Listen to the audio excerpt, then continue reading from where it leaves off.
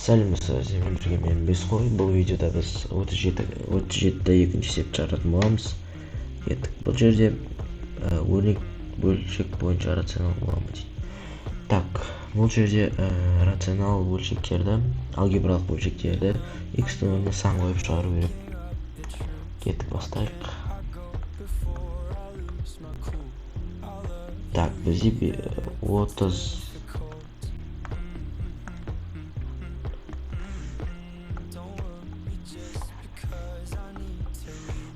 37-те екінші есеп. Біріншісі x тең 3-ке 1-ге минус 5-ке 2-ден 1-ге минус 1,6-ға 100 болғанда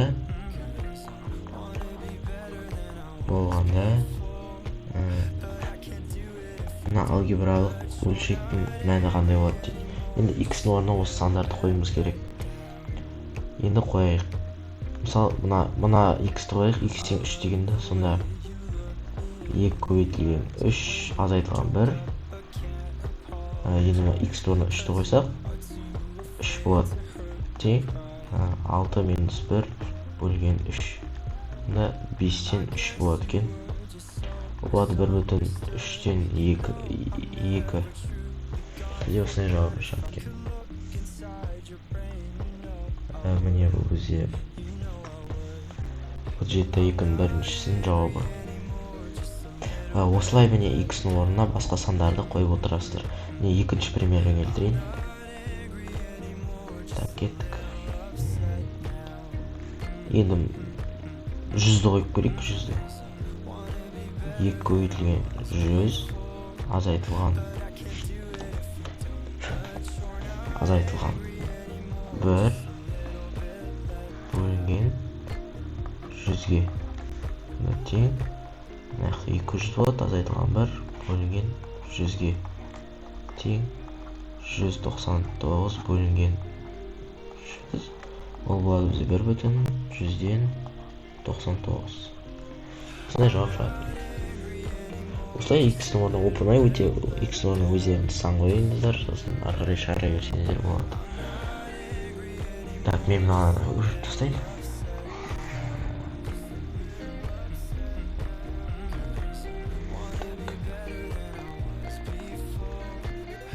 Кеттік.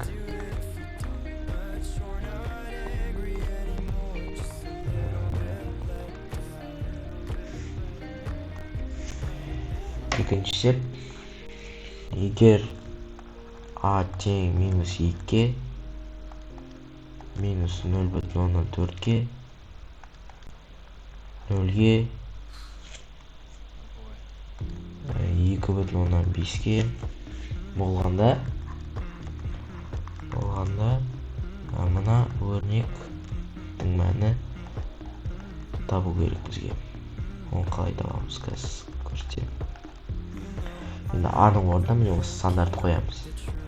Енді міне a-ның орнына минус 2 қойсақ, мысалы 3 көбейтілген минус 2 азайтылған 7 бөлінген 2 көбейтілген минус 2 қосылған 5 тең. Енді 3-ті минус 2-ге көбейтсек болады минус 6 минус 7.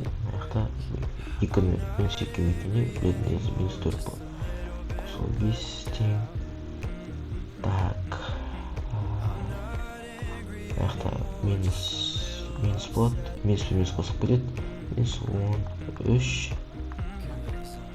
Минус 13. Минус пен плюс азайып кетеді. Сонда 1 болады. Тең жауабы минус 13 болады екен.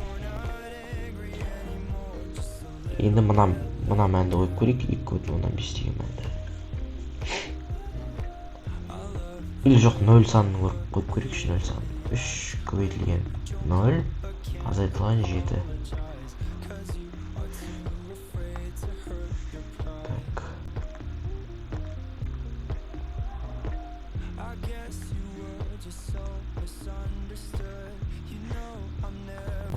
азайтылған 7, 2 көбейтілген 0 қосылған 5 тең болады. 3 0 өйтсек 0 болады. 0-да минус 7 азайтсақ минус 7 болады. 2 0 өйтсек 0 плюс 5 болса 5 болады. Сонда тең минус 7-ні 5-ке бөлсек. Так, болып көрейін.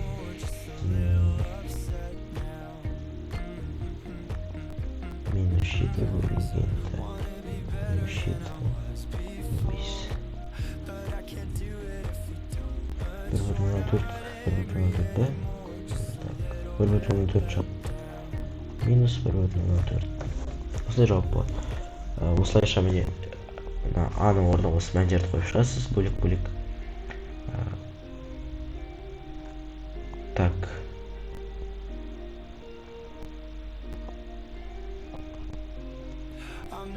Мынау а 2-ге тең болғанда минус 2-ге, мынау 0-ге тең болғанда осыған қатысты. Осылай аның орнына қоясыздар, сандар сосын ары қарай шығара берсеңіздер болады. Білсеңіздер болды ғой, оңай есептер ғой.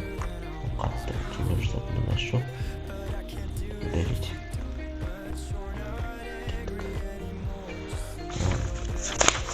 Так, үшіншісіне көшейік. Үшіншісінде не дейді? Б тең 3-ге, 4,4-ге, 5-ге, 6-ға болғанда b квадрат қосылған 6 3b минус 4 дейді. Так, енді осы сандарға бұның орнына қоямыз. 3-ті алайық. 3-ті алсақ 3-тің квадраты қосылған 6 3-тің 6 қосылған 6. Так, 3-тің квадраты қосылған 6. 3 көбейтілген 3 минус 4 тең 3-тің квадраты 9 қосылған 6 9 минус 4. Мықты 15, мықты 5 тең 3 болады. Енді 5-ті алып көрсек, 5-ті алып көреміз. 5-ті алып көрсек, x-ның орнына 5-ті қоямыз енді. 5 квадрат қосылған 6 3 көбейтілген 5 минус 4 тең 5-тің квадраты 25 қосылған 6 15 минус 4 тең. Так, 25-ке 6 қоссақ 31 бөлінген 15-тен 4 азайтсақ 11. Енді так, 31-ді 11-ге бөлсек қанша екен? 31 бөлінген 11. Так, 2 бүтін 11-ден 22 болса так 9 болады.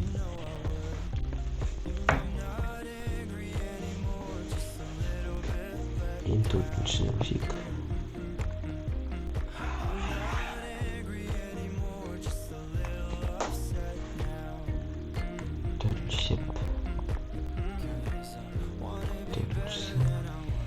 Так, не дейді? X-ның мәні тең болғанда минус 2-ден 1-ге 0,5-ге 1-ге 3-ге болғанда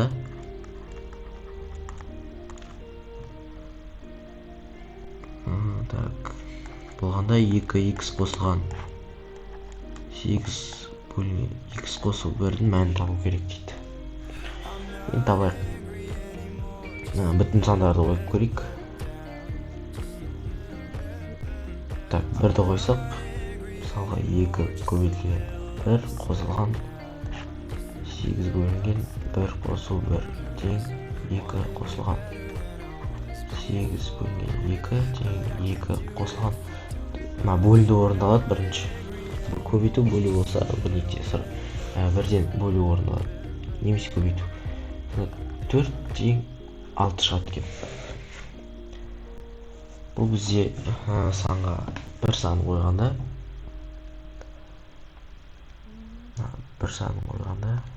сондай болады екен.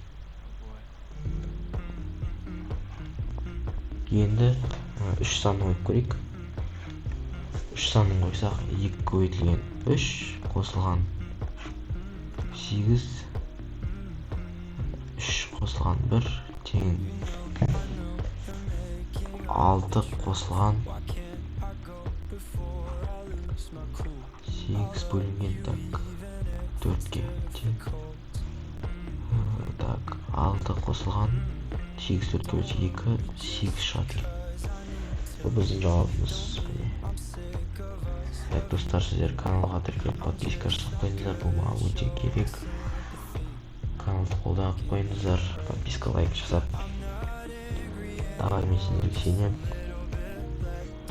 Аман сау жүріңдер. Каникул жақсы өткіздіңдер ма? Барлығына аман саусыңдар ма? Каналға лайк басып тіркеліп қойыңыздар.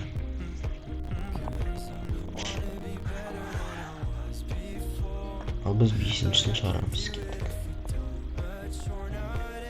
5-шісі y тең 1,5 болғанда 2,5 4,5 болғанда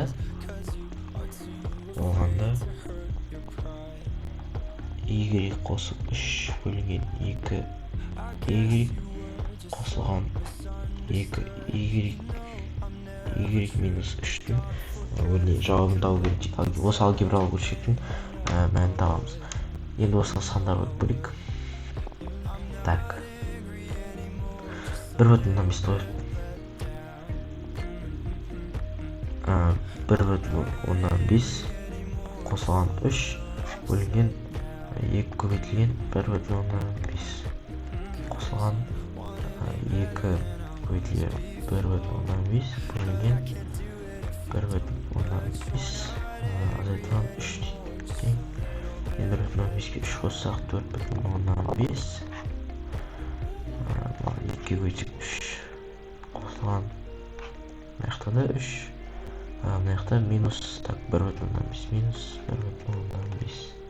Енді 4,5 3-ке бөлсек бізде 1,5 қалады, қосылған 3-ті минус 1,5-ке бөлсек, минус 2 ма? 2 шөлік 2 бәсе 2 шат тең. Енді минус болып кетеді, адамда сонда 0,5 шат. Бұл 5-ші септің жауабы. Ал біз жалғастырамыз кеттік. Каналға тіркеліп лайк басып қойыңыздар, достар. Мен сізге жақсы болсын, сіз 5 алсын деп осындай есептер шығарам, ал сіз маған көмектесіп қойыңыз.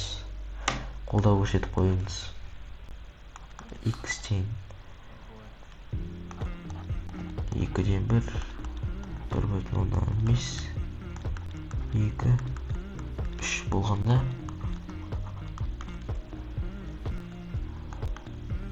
x қосылған 3 x қосылған x минус 3-тің өрнегін табу керек.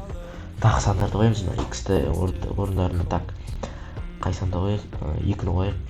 Сонда 2 қосылған 3 бөлінген 2-ге. Мына 2-ні қоямыз. X тең деп деймін. Сосын 2-ні қоямыз. Қосылған 2 минус 3 тең 5 бөлінген 2 қосылған 2 минус 1 тең 2,5 қосылған минус 2 тең сонда 0,5 шығады екен. Тағы басқа санап 3-ті қойып көрсек 3 қосылған 3 x қосылған x деппін ғой. 3-ті қоссақ 3 мына x-ті орнына 3 қойсақ 3 қосылған 3 бөлінген 3 азайтылған 3 сонда тең мына жақта 6 бөлінген 3 қосылған 3 бөлінген 0. Бұл қалайсың санды 0-ге бөлуге болмайтын еді ғой. Дұрыс па сонда? мынау жоқ болып кететін болып тұр, сонда тең 2-ге тең болады екен. 60 бөлсек 2. Бұл 67-дің жауабы. Жалғастырамыз.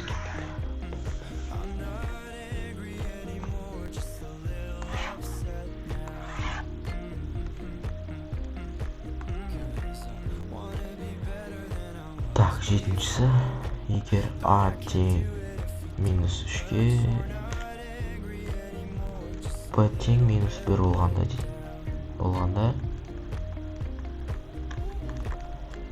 Болса А плюс Б-ның квадраты -1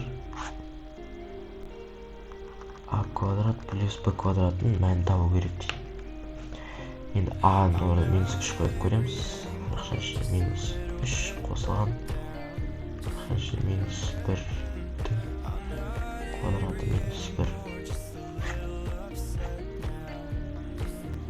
Енді мына так, А квадрат сразу көбейтіп жіберсек, -3-ті -3-ке көбейтсек, 9 қосылған 1 тең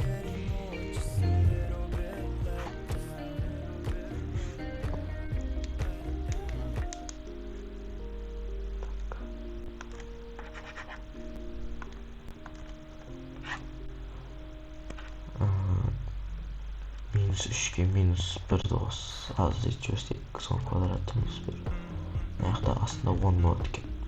Тең -4 -1 квадрат 10 тең -4-дің квадраты 16 -1 бөлген 10 тең 15 бөлген 10 ол болады дейді.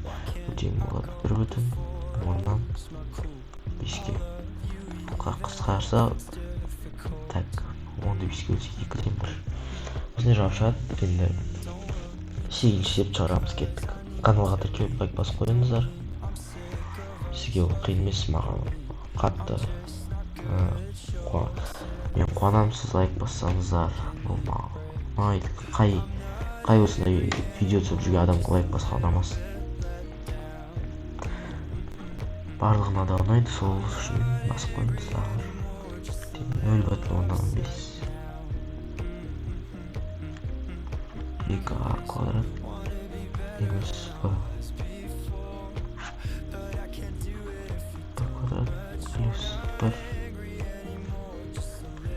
Сондай болғанда минус Адан 1. Так, енді сандарына ордарына қоямыз. 2 көбейтілген 2 көбейтілген, так,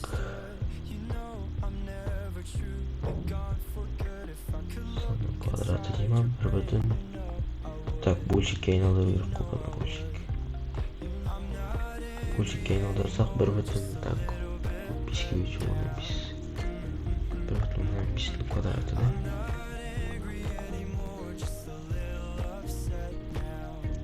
Әлде жоқ.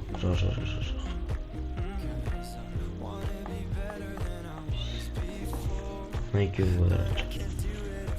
Минус 0,5. 0,5-дің квадраты 0,25 плюс 1 минус 1 бөлген, так. Енді тең мына жақта 3 болады, 3-дің квадраты 9 бөлінген 9 0,5 жақта 1/25 минус 1 бөлінген 15. Так, қоразаларым қабыл болсын, ұстап қатындар болса. Сол жүріндер. Так, 8/5 1/125 минус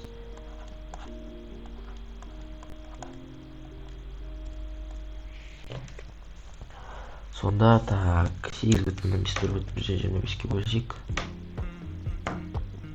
8/5 бес бөлінген 1,25 6,8 ей ма?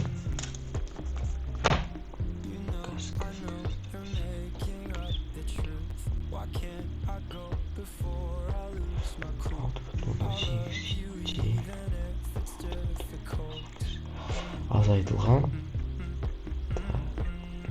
1 бөлінген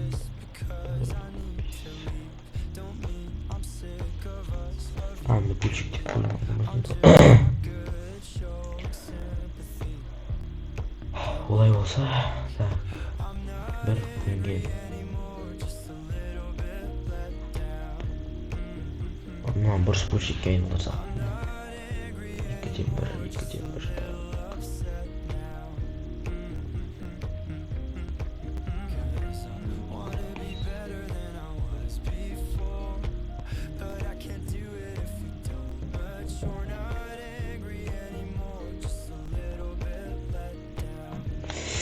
так.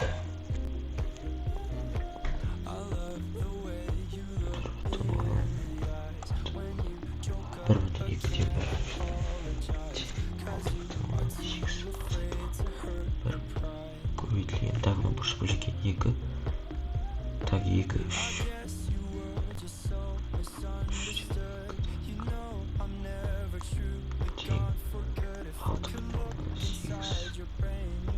азайтылған 1 көбейтілген 3-ден 2 6,8 азайтылған 3-ден 2 тең болады 68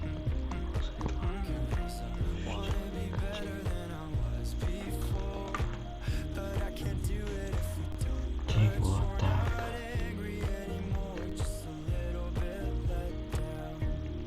Ортақ бөлім, так,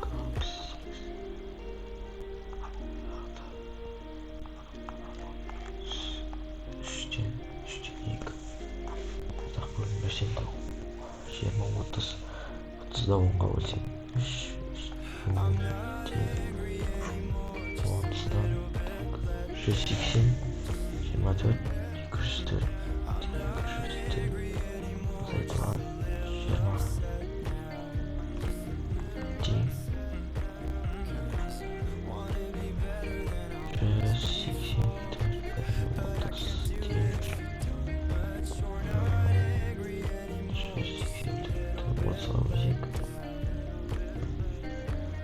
6,30-дан 4 болады. Осындай жауап шығады екен. Бұл бізде 37-те 2 десе